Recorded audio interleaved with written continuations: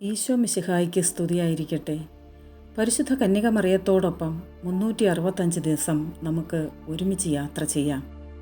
ജനുവരി 28 പച്ച ഉത്തരീയ കന്യക. Saint Catherine ലെബോറിക്കും 9 വർഷങ്ങൾക്ക് ശേഷം അതേ കോൺവെൻറ്റിലുള്ള ജുസ്റ്റിന ബിസ്ക്യൂബൂറ എന്ന സിസ്റ്ററിനും പരിശുദ്ധ കന്യകമറിയം പ്രത്യക്ഷപ്പെട്ടു. തിളക്കമാർന്ന പ്രകാശപൂരിതമായ മാതാവിൻ്റെ വിമല ഹൃദയം കയ്യിൽ പിടിച്ചുകൊണ്ട് അവൾക്ക് ഒരു പച്ച ഉത്തരീയം നൽകി.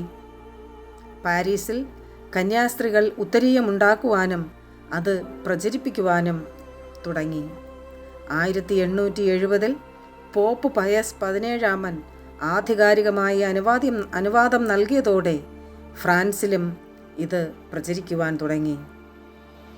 അമ്മേ, മാതാവേ, ഞങ്ങളുടെ ജീവിതത്തിൽ എപ്പോഴും ഇടപെട്ട് ഞങ്ങളെയും അനുഗ്രഹിക്കണമേ. Ave Maria.